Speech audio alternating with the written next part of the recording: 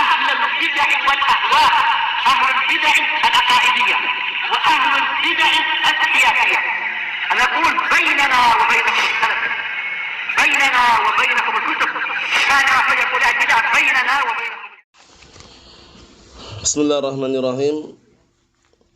Alhamdulillahilladzi arsala rasulahu bil huda wa dinil haq liyudhhirahu 'alad dini kullihi wa kafaa billahi syahida.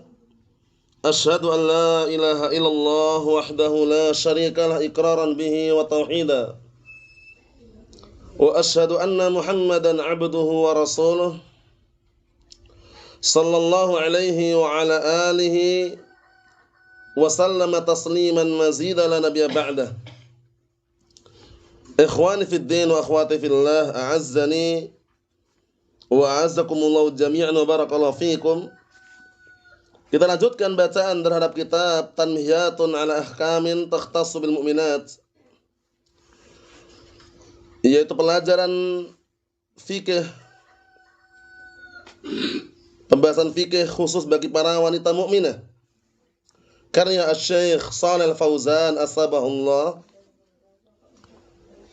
Pada pertemuan yang sebelumnya kita membaca halaman yang ke-10 sampai bagian pertengahan bawah itu, bagaimana upaya orang-orang kafir untuk merusak para wanita kaum muslimin, merusak kaum wanita para muslimah mukminah. Disebutkan pada pertemuan sebelumnya, di antara mereka ada yang berupaya menjadikan wanita itu sebagai artis yang tampil di depan layar, atau mughaniyah itu penyanyi, au mudhi'ah fi wasail i'lam al-mukhtalifah, atau sebagai penyiar radio, penyiar televisi, safirah fatinah, yang barakallahu fi bisa mungkin fitnah bisautiha wa suratiha, baik dengan suaranya maupun dengan wajahnya, wajah kecantikannya maksudnya. Wattakhadatil majallat al-khali'ah, dan mereka berupaya untuk menjadikan majalah-majalah al-khali'ah, majalah-majalah bisa dikatakan majalah-majalah yang isinya perempuan telanjang. Paham ya? Majalah-majalah perempuan telanjang, gambar-gambar perempuan yang tidak berhijab. Min suwaril fatayat al-fatinat al-'ariyat, berupa gambar-gambar para pemudi yang membuat fitnah dan juga telanjang. Kalaupun tidak telanjang bulat tapi berpakaian tapi layaknya telanjang, pakaian yang tipis, pakaian yang ketat. Sehingga ingat-ingat perkataan Nabi kita Muhammad SAW dalam hadis yang sahih, hadis Abi Hurairah radhiyallahu anhu, riwayat Muslim dan juga yang lainnya. Beliau mengatakan, sinfan min ahlin nar lam arahuma, dua orang termasuk penduduk neraka yang aku belum pernah melihat keduanya, atau tidak akan melihat keduanya. Siapakah dua orang tersebut? Di antaranya yang pertama, atau disebutkan situ yang pertama adalah seorang pemimpin yang zalim, pemimpin yang tidak amanah, yang tidak adil, mendolimi harta rakyatnya. Itu termasuk apa? Yang kena ancaman akan masuk ke neraka. Rasulullah belum pernah melihatnya, penduduk neraka dia. Yang kedua, wanisaun kasiyatun 'ariyat, perempuan yang berpakaian tapi telanjang. Maksudnya bagaimana? Para ulama telah menjelaskan, berpakaian tapi telanjang maksudnya pakaian dia pakai cuman tipis pakaiannya, sehingga menampakkan apa? Postur tubuhnya, menampakkan bentuk-bentuk tubuhnya, atau berpakaian dengan pakaian yang ketat, yang tipis, transparan, masuk semuanya itu. Jadi dia memakai pakaian layaknya seperti orang telanjang. Ini ancamannya apa kata Rasulullah SAW? La yadkhulnal jannata wa la yajidna rihaha fa inna rihaha la yujad min masirati kadza wa kadza. Lihat itu. Sungguh wanita-wanita tadi tidak akan masuk surga, tidak pula mencium baunya. Bayangkan, mencium baunya aja nggak dapat. Ngeri atau tidak? Ngeri. Nah, padahal baunya itu tercium dari jarak sekian-sekian, bayangkan itu. Allahumma salim.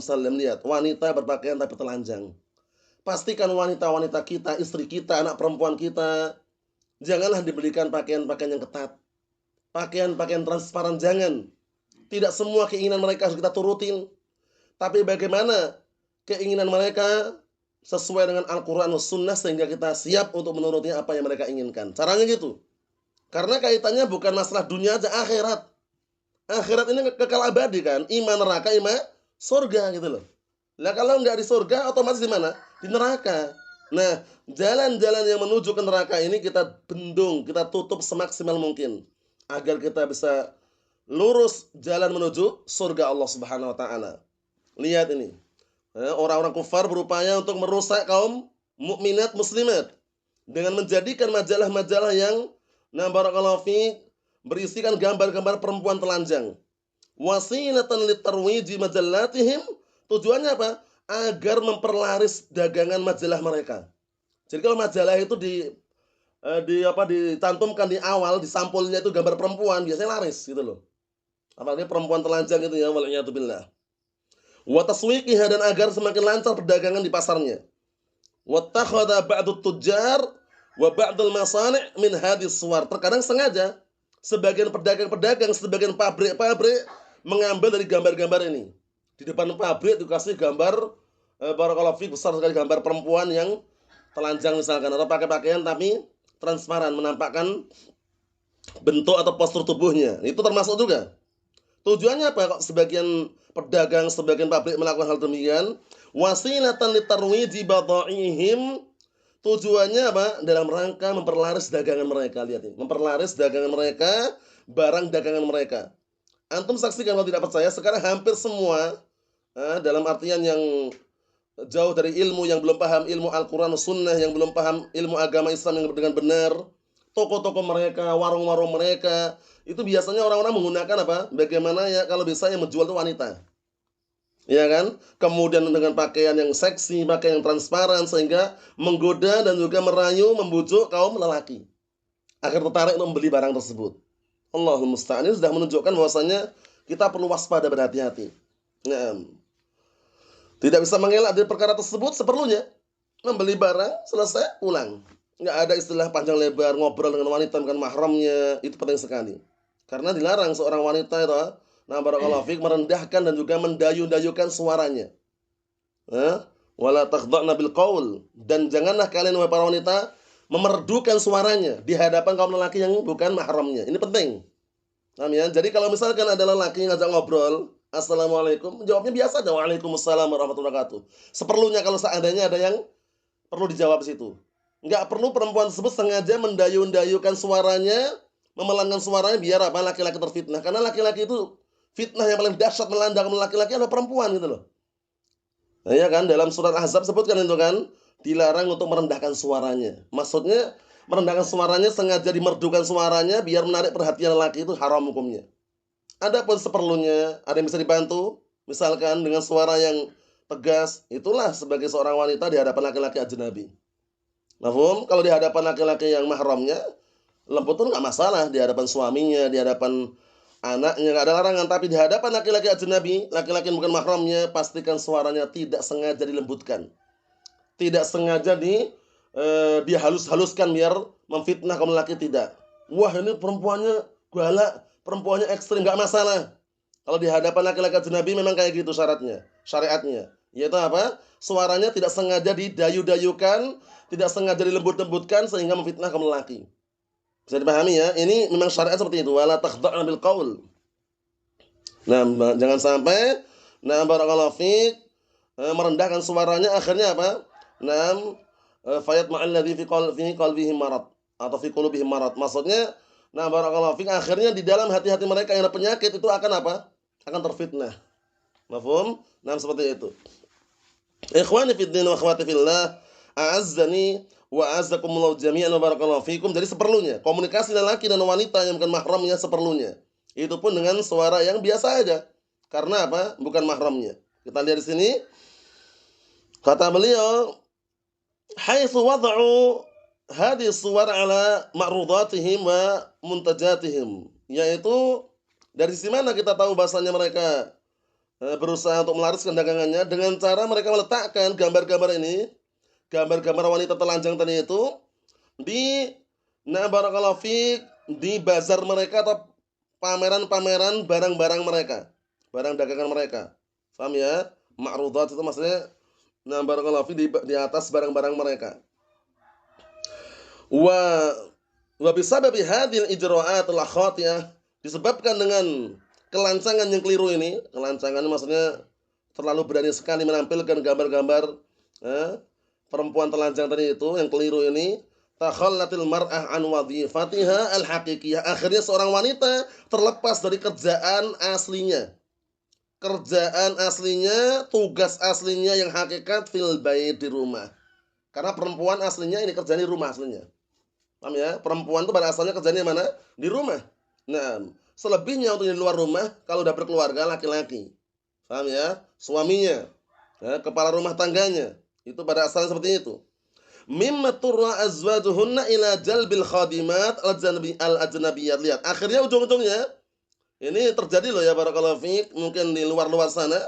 Akhirnya ujung-ujungnya suami-suami mereka, suami para wanita tadi itu terpaksa mendatangkan pembantu. Lah kalau mendatangkan pembantu, pembantu perempuan juga fitnah. Ya kan? Pembantu perempuan yang bukan mahramnya lagi, fitnah. Nah, akhirnya apa? Yang mendorong atau terpaksa azwajuhunna, suami-suami mereka ilal jalbil khadimat, mendatangkan pembantu-pembantu perempuan al-ajnabiyat yang bukan mahramnya. Iya kan terjadi kan seperti itu kan, perselingkuhan antara seorang laki-laki dengan pembantunya. Bayangkan, fitnah. Nah, karena apa? Karena istrinya malah di luar rumah kerjanya. Maksudnya istrinya tidak apa? Tidak punya perhatian terhadap suaminya. Sehingga suaminya merasa belum apa? Terpenuhi haknya gitu loh. Akhirnya mendatangkan pembantu perempuan yang bukan mahramnya. Terjadilah apa yang terjadi, waliyadzubillah. Kita lihat litarbiyati auladihim, dengan alasan untuk mendidik anak-anak mereka. Wah, anak kami nggak ada yang didik. Nah, kenapa? Ibunya kerja di pabrik, ibunya kerja di perusahaan. Nah, itu ujung-ujungnya. Alasannya untuk mendidik anak-anak mereka datang pembantu. Wa tandimi syu'uni buyutihim, dan alasannya untuk apa? Untuk menyusun, nah barakallahu fi, menyusun pekerjaan rumah-rumah mereka. Bayangkan. Dengan alasan-alasan tadi itu mendatangkan wanita ajnabiyah, wanita yang bukan mahramnya sebagai pembantu. Fitnah atau tidak? Fitnah, karena bukan mahramnya.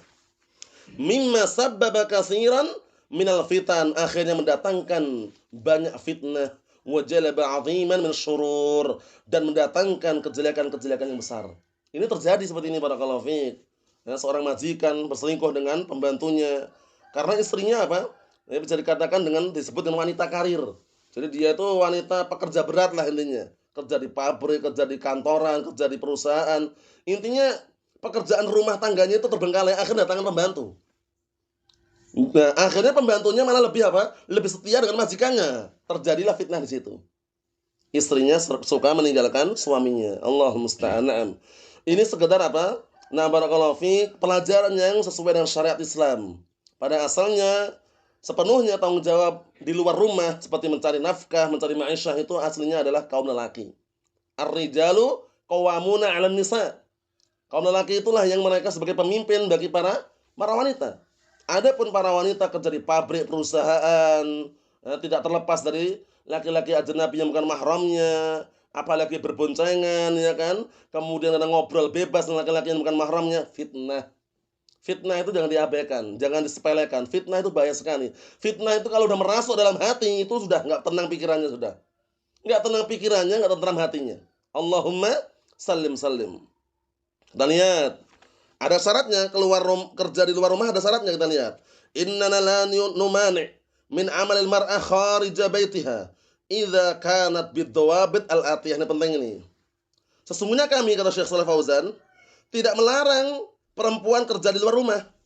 Nah, tidak melarang perempuan kerja di luar rumah idza kanat, apabila perempuan tersebut mencocoki ad-dawabit al-atiyah, mencocoki ketentuan-ketentuan berikut ini. Pertama, antahtaja ila hadzal amal. Memang kerjaan ini diperlukan. Misalkan dia seorang wanita diri, nah hidup sebatang kara misalkan. Suami enggak ada, mahramnya enggak ada. Bagaimana untuk menyambung kehidupannya? Dia kerja. Karena keperluan, kebutuhan itu loh. Bisa dipahami? Nah, itu yang pertama. Antahtaja ila hadzal amal. Memang dia perlu untuk kerjaan ini. Au yahtadil mujtama' ilaihi, atau memang masyarakat itu memerlukan dia. Misalkan dia satu-satunya di masyarakat itu sebagai bidan misalkan. Nggak ada yang bisa, ternyata ada bidan perempuan, sudah paham sunnah, satu-satunya dia. Terpaksa dia harus melayani di situ. Sesuai dengan syariat. Kita lihat. Au yahtajul mustama' ilaih, atau masyarakat perlu kepadanya, butuh kepadanya. Bihaitsu la yujad min man yaqumu bihim rijal. Dengan catatan enggak ada yang bisa mengerjakan pekerjaan tersebut dari kalangan laki-laki. Dari kalangan laki-laki enggak ada. Yang ada hanya wanita tadi. Berarti apa? Diperlukan dia. Itu baru boleh. Paham ya? Tapi kalau selama masih ada yang laki-laki, laki-laki. Mafhum? Makanya para ulama pun telah menjelaskan bagaimana seorang wanita yang hendak melahirkan anaknya kemudian terpaksa yang operasi itu adalah dokter laki-laki. Kalau nggak ada lagi yang perempuan, tidak ada dokter perempuan lagi yang bisa mengkondisikan keadaannya, barakallahu fiik, maka masuknya dalam kategori darurat. Ad-darurah tubihu al-mahdhurah. Perkara darurat itu membolehkan suatu perkara yang semula diharamkan. Selama masih ada bidan perempuan dan mampu untuk menanganinya, dokter perempuan dan mampu untuk menanganinya, pilih yang perempuan tadi. Karena sama-sama perempuan, istri kita, ya kan? Tidak melahirkan. Tapi kalau darurat keadaannya nggak ada sama sekali kecuali dokter laki-laki, itu antara maslahah dan mafsadah, maka ambillah maslahahnya dengan alasan darurat, tidak bisa mengelak tadi. Paham? Nah, segera ditindak, kemudian apa? Nah, barakallahu fiik, seperlunya udah selesai. Darurat. Karena nggak ada yang bisa menyelamatkan lagi dengan secara prediksi kecuali dokter laki-laki tadi misalkan. Nah, itu masuknya dalam kategori darurat. Wa illa, selama tidak darurat, pastikan mencari yang perempuan. Kalau untuk perempuan kita. Seperti itu. Misalkan kehamilan, periksa USG misalkan. Cari yang bidan perempuan yang USG. Jangan malah sengaja ke dokter laki-laki yang USG misalkan. Biar tidak terjadi fitnah gitu loh ya. Nah, kita lihat di sini. Yang kedua, syarat yang kedua. An yakuna dzalika ba'da qiyamiha bi amalil bait. Penting ini. Perempuan tersebut kerja di luar rumah setelah menyelesaikan urusan rumah. Pekerjaan rumah. Jangan dia fokus kerja di luar, lupa pekerjaan rumah. Pakaian belum disetrika, pakaian belum dicuci, kemudian terbengkalai, masakan belum ada juga, nasi belum dimasak, kerja di luar dia. Suami mau makan nggak ada makanan. Suami mau pakai baju, bajunya kotor semua. Berarti belum selesai tugasnya. Ini lihat ini syaratnya nih. An yakuna dzalika ba'da qiyamiha bi amal bait. Masyaallah. Pekerjaan di luar rumah tersebut yang dilakukan oleh wanita, syaratnya lihat ini, yaitu setelah selesai pekerjaan rumah tangga. Pekerjaan rumah selesai dulu. Tugas perempuan biasanya di rumah itu kan ma'rufnya kan masakan untuk suaminya, untuk anak-anaknya, ya kan? Mencuci baju-baju yang kotor, ya kan? Kemudian menyetrika apabila perlu disetrika, ya kan? Kemudian intinya aktivitas bersihkan rumah, nyapu, itu tugas perempuan semua aslinya di dalam rumah tangga tersebut. Nah, kalau sudah selesai pekerjaan rumah, silahkan dengan ketentuan-ketentuan dan syarat-syarat yang ditetapkan oleh syariat tadi. Paham ya? Nah, nanti sebutkan lagi tidak boleh campur baur laki-laki dan wanita bukan mahramnya. Itu penting sekali. Fitnah itu kita nggak tahu datangnya secara tiba-tiba. Yang dimakan oleh fitnah itu hati gitu loh. Kalau hati sudah termakan fitnah, rusak sudah. Allahumma sallim. Kita lihat sini. Alladhi huwa amaluha ala asasi. Yang mana pekerjaan rumah itu adalah kerjaan dia yang inti. Ibu rumah tangga, IRT, kerjanya di mana pada asalnya? Di rumah itu, ngurusin rumah tangga. Ngurusin kekeluargaan di dalam rumah tersebut. Mulai nyuci baju, nyuci piring, kemudian nyetrika baju, kemudian memasakkan masakan untuk apa? Suami dan anak-anaknya. Itu tugas istri semuanya pada asalnya. Mafhum? Ini semuanya kembali ke hukum asal loh ya. Beda halnya ketika istri sakit, lain lagi pembahasannya. Makanya sudah pernah anak ulang berkali-kali, pastikan suami istri itu hubungannya itu kompak. Kompak, saling mengerti, saling apa? Barakallahu fiik, pengertian dan juga saling menyayangi. Kenapa demikian? Karena kadang-kadang nggak mungkin selamanya istri itu sehat. Kadang istri sakit, ya kan? Istri kadang sakit, istri kadang tidak bisa mengerjakan pekerjaan dalam rumah karena apa? Karena sakit tadi, sehingga suami membantu di situ. Jangan juga cuek suami.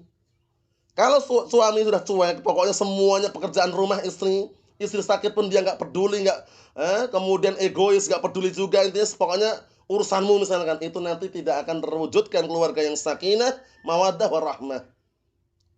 Ini penting sekali nih. Tapi kalau dalam hubungan suami istri itu hubungannya saling pengertian, saling terbuka, saling memahami, kompak dalam perkara yang baik, perkara yang syar'i, insyaallah biidznillah akan terwujudkan keluarga yang sakinah, mawaddah, warahmah, romantis, dinamis, harmonis. insyaallah taala. Nah, ini penting sekali karena banyak istilahnya kadang pertanyaan-pertanyaan masuk, keluhannya masalah rumah tangga aja. Suami gini, nggak terlalu peduli dengan istrinya, ada juga yang istrinya cuek ya, nggak mau ngurusi pekerjaan rumah, ribut akhirnya. Nah, itu sebagai pelajaran buat kita jangan sampailah terjadi pada keluarga kita.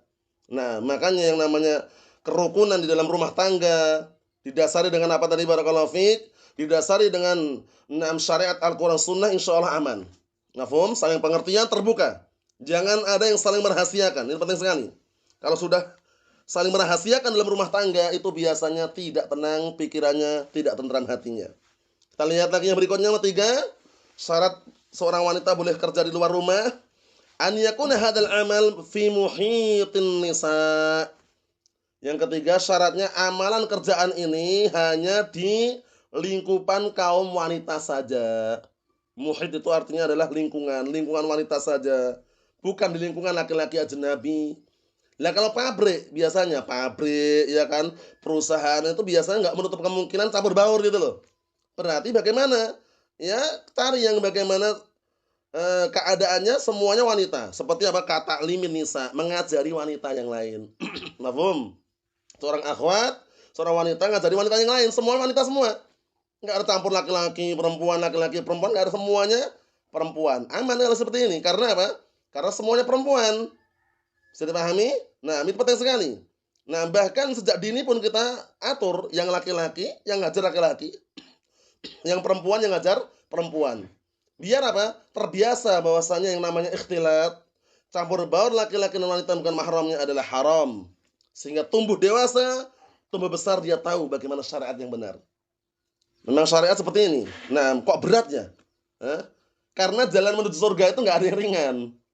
Jalan menuju surga itu semuanya berat. Makanya perlu perjuangan dan pengorbanan harus kita lalui. Sabar dalam menghadapinya. Lihat ini. Syaratnya ketat sekali. Nah, harus kerjanya itu di lingkungan kaum wanita. Paham ya? Seperti ngajari wanita, wa tadbibin, atau misalkan dia menjadi dokter wanita. Paham ya? Au tamridin nisa, atau merawat wanita, serba wanita nih ya. Wa yakunu mun'azilan 'anir rijal. Dan hendaknya pekerjaan ini terpisah dari kaum lelaki. Penting ini. Terpisah dari kaum lelaki. Jadi nggak campur baur. Di awal permulaan mungkin santai, tenang dia. Tapi lama-kelamaan ketemu, akhirnya apa? Ngucapan salam, akhirnya jabat tangan, akhirnya lama-lama apa? Saling taruh perhatian, ujung-ujungnya apa? Terjatuh dalam perzinaan waliyadzubillah. Sebabnya apa? Sering ketemu laki-laki atau perempuan yang bukan mahram tadi. Ini penting sekali nih. Jangan sampai saudari kita atau istri kita atau anak perempuan kita terjatuh dalam hal yang seperti ini. Awal mula sepele aja. Santai, wah nggak ada fitnah. Lama-lama saling pandang, saling ketemu. Yang namanya orang setiap hari ketemu itu kan ada semacam seakan-akan menaruh perhatian itu loh ya. Ujung-ujung nanya siapa namanya ya kan, minta nomor teleponnya, akhirnya SMS-an, chattingan, nelpon. Akhirnya janjian, fitnah, bayangkan itu. Fitnah itu datang tiba-tiba, tapi prosesnya bertahap. Begitu sudah terkenal langsung saat itu dia nggak bisa apa-apa dia. Kerja pun nggak fokus, hatinya termakan. Kerja sampai nggak fokus loh, kerja nggak fokus dia. Belajar nggak fokus lagi karena hatinya termakan oleh fitnah tadi. Allahumma salim salim. Makanya penting sekali. Karena fitnah wanita ini bukan fitnah sepele, ini sunnatullah jalla wa ala. Ketetapan Allah Subhanahu wa taala. Dulu ada seorang imam namanya Imran bin Hittan. Imran bin Hittan ini seorang imam Ahlus Sunnah. Imran bin Hittan. Dia tertarik dengan putri pamannya alias sepupunya. Akhirnya menikahlah dengan putri pamannya tadi. Putri pamannya ini punya pemahaman Khawarij. Faham? Putri pamannya ini punya pemikiran apa? Khawarij. Tujuannya Imran bin Hittan menikahi putri pamannya ini ingin mengentaskan dari pemikiran Khawarij tadi. Wah, anak akan nikahi dia. Nanti biar aku entaskan pemikirannya masuk apa pemikiran Ahlus Sunnah. Ternyata yang enggak kuat siapa? Imronnya. Imran bin Hittan ternyata apa? Terbawa arus wanita tadi, justru Imran bin Hittan yang semula Ahlus Sunnah menjadi Khawarij, bayangkan itu. Fitnah apa? Fitnah wanita. Terfitnah dengan putri pamannya tadi itu. Terfitnah dengan apa? Sepupunya. Mafhum? Nah, menunjukkan bahwasanya fitnah wanita dahsyat sekali. Inna kaidakunna azim. Sesungguhnya apa? Tipu daya wanita itu besar. Paham ya seperti itu. Ikhwani fid din, a'azzani wa a'azzakumullah jami'an wa barakallahu fikum. Na'am. Oleh karena itu syariat ini benar-benar berusaha semaksimal mungkin menutup para wanita agar apa? Tidak seenaknya mengumbar kecantikannya. Ya kan? Adanya syariat berhijab, ya kan? Berhijab yang syar'i, bercadar. Fungsi tujuannya apa? Agar tidak memfitnah kaum lelaki. Kalau dia sadar dengan dalil, dia akan berpikir, benar. Biar tidak memfitnah kaum lelaki, dia harus berhijab syar'i. Harus siap seperti itu. Naam. Jangan gara-gara barakallahu fi syubhat tetangga sebelahnya. Wah, kamu itu udah siang-siang kayak gini, musim kemarau panas masih pakai kerudung kayak gitu, panas. Paham ya? Akhirnya dilepas sadarnya, dilepas pakaiannya, alasnya panas. Panas di dunia ini belum ada seberapa. Lihat panas di akhirat wal'iyadzubillah, di neraka itu wal'iyadzubillah. Batu itu kalau dimasukkan ke neraka jahanam, dilemparkan dari atas itu sampai ke dalamnya berapa tahun? Sab'una kharifah. 70 tahun, bayangkan, ngeri atau tidak? Ngeri. Wal'iyadzubillah. Hanya menghadapi panasnya dunia, sabar. Para akhwat, para wanita yang berhijab syar'i, berpakaian longgar, luas, lebar, tertutup wajahnya, walaupun pakaiannya warnanya hitam pekat, biru tua, coklat tua, panasnya panas kemarau seperti ini, belum ada apa-apanya, sabar. Jangan sampai dilepaskan cadarnya, dilepaskan pakaian tersebut, akhirnya memakai pakaian yang ketat, nanti di akhirat apa tadi balasan tadi? Di akhirat kelak tidak mencium bau surga. Wal'iyadzubillah. Bayangkan. Nah, di dunia dingin ya, AC, ya, kipas angin, ya kan, naik motor, naik mobil, ya, kemudian apa, terbuka auratnya, tapi di akhirat ngeri. Di akhirat tidak masuk surga, bahkan tidak mencium bau surga. Ngeri atau tidak? Ngeri. Allahumma salim salim, Allahul musta'an. Kita lanjutkan yang terakhir, perhatikan. Yang keempat itu, kadzalika la mani'a bal yajibu 'alal mar'ah an tata'allam umura diniha. Seperti itu pula, kita tidak melarang, bahkan wajib bagi wanita mempelajari ilmu agamanya. Nah, ini penting sekali nih. Jadi yang wajib belajar itu bukan laki-laki aja, perempuan juga wajib belajar. Cuman aturannya berbeda dengan laki-laki. Kalau laki-laki rehlah kemanapun silakan. Pergi ke Baghdad, ke Syam, ke Saudi, ke Yaman, belajar. Nggak ada larangan. Tapi kalau perempuan sebatas sesuai dengan kadar syariatnya. Mafhum? Nah, karena perempuan itu sumber fitnah. Fitnah yang bisa memfitnah kaum lelaki. Karena barakallahu fiik, karena sunnatullah jalla wa ala, dia adalah sebagai sumber fitnah yang paling dahsyat melanda kaum lelaki, maka syariat membatasi. Mafhum? Tapi tetap belajar, lihat ini. Nah, wajib bagi wanita mempelajari ilmu agamanya. Tapi kalau sudah nggak mau belajar, diajak pun nggak mau, malah males, malah memprovokasi, ya, jangan taklim lagi. Dikit-dikit disinggung, dikit-dikit singgung. Orang belajar kalau nggak pernah menyinggung, itu namanya nggak belajar. Ya nggak? Orang bisa berubah karena ada apa? Singgungan. Ya nggak? Antum kita ini bisa berubah karena ada singgungan. Singgungan dari syariat. Lah kalau syariat nggak pernah menyentuh hati kita, kita nggak pernah tersinggung, kapan berubahnya? Coba. Nggak ada kan? Orang-orang semula nggak pakai cadar, akhirnya pakai cadar. Tersinggung nggak di awalnya? Tersinggung dengan dalil tadi itu. Kalau belajar kok jalan mulus seperti orang naik kereta api, sampai stasiun baru turun, nggak pernah nyinggung apapun, nggak jalan. Maksudnya nggak ada perubahan. Tapi kalau yang namanya pelajaran ilmu Al-Quran Sunnah pasti menyinggung, pasti. Ana dan antum tersinggung, ya nggak? Kalau melanggar syariat, dibacakan syariat, ternyata kita melanggar, tersinggung nggak kira-kira? Tersinggung. Itu berarti menunjukkan hatinya masih hidup. Ya kan? Dibacakan Al-Quran, dibacakan As-Sunnah, kita melanggar syariat kok nggak tersinggung, itu hatinya mati. Ini penting sekali, lihat ini. Perempuan pun wajib mempelajari ilmu agamanya. Wala mani an ta'allam an tu'allim atau an ta'lam min umuri diniha. Enggak ada larangan perempuan itu mengetahui perkara-perkara agamanya, sahih. Jadi alhamdulillah antum sepasang suami istri, walaupun kajiannya sepekan sekali misalkan, atau sepekan 2 kali misalkan, dimanfaatkan barakallahu fiik. Karena untuk mencari kajian ilmu syar'i yang seperti ini, bisa dikatakan zaman sekarang sudah sulit sekali. Karena kebanyakan mereka itu serba online. Ujung-ujungnya kalau online itu belajarnya nggak serius. Paham ya? Nah, sudah online nanti apa? Nampilkan gambar ustadznya lagi. Akhirnya nulisnya kapan itu loh. Kemudian kapan dengarkannya kan itu? Sudah fitnah tambah fitnah lagi. Kajian ilmu yang seperti ini keadaannya, alhamdulillah, syukuri barakallahu fiik. Tidak dipungut biaya, ya kan? Nggak ada uang operasional, ya kan? Nggak ada juga di situ open donasi, penggalangan dana, nggak ada. Paham ya? Disyukuri karena di luar sana kajian-kajian ilmu yang ana dapati dari kalangan hizbiyun itu biasanya open donasi, mutarkan kotak itu, kotak infak itu diputarkan, setelah itu dihitung nanti untuk ustadznya, operasional katanya. Operasional apa? Nabi dan Rasul itu kalau mengajarkan ilmu Al-Qur'an Sunnah nggak pernah bayar, gratis. Nabi dan Rasul lalu dakwanya gratis, nggak ada yang bayar. Nah kita pengikut siapa? Pengikut Nabi dan Rasul kok nyuruh orang lain bayar? Nek ra dibayar ra ngajar katanya. Allahul musta'an. Ini enggak benar. Sabar barakallahu fik. Dunia memang kayak gini keadaannya. Kadang naik, kadang turun. Iya kan? Sabar aja. Insya Allah rezeki udah diatur semuanya. Tapi kalau antum mengajarkan ilmu kok bayar, jangan. Janganlah mereka mengeluarkan biaya. Biar gratis saja. Bagaimana Nabi dan Rasul mereka mengajar ilmu gratis, gak ada yang bayar satupun. Nabi Muhammad SAW, Nabi Musa, semua para Nabi dan Rasul. Nah, apa kata Allah Ta'ala? Wa ma as'alukum alaihi min ajrin in ajriya illa 'ala rabbil alamin. Aku tidak pernah minta upah sedikit pun terhadapmu atas dakwah yang lu dakwahkan, melainkan upahku di tangan siapa? Rabb semesta alam. Bayangkan. Rezeki sudah diatur semuanya. Santai aja. Paham ya? Yang kita sayangkan, yang gelarnya enggak sembarangan loh ya.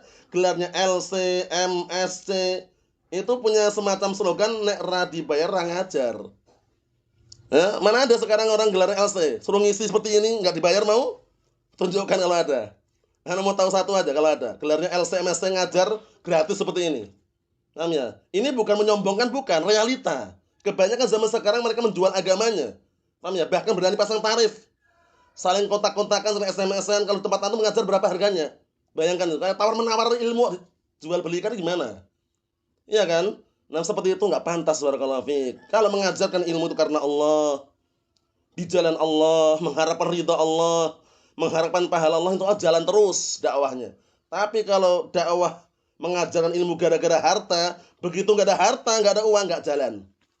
Allahul musta'an. Nah, ini penting sekali karena kenapa Anda sebutkan? Karena realitas seperti itu. Di lapangan hampir semua yang punya gelar-gelar itu LC, MSC dan semisalnya itu barakallahu fiik, walaupun ada yang tidak punya gelar juga sama perbuatannya, ada yang modelnya kalau nggak dibayar nggak ngajar.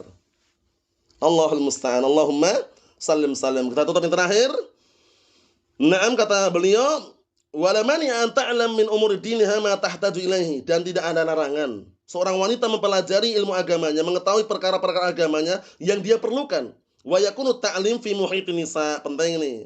Dan hendaknya kajian tersebut di lingkungan wanita. Seperti ini, alhamdulillah, perempuan dipisahkan. Bukan apa? Perempuan laki-laki jadi satu. Kultum katanya kuliah 7 menit, tapi depannya perempuan semuanya.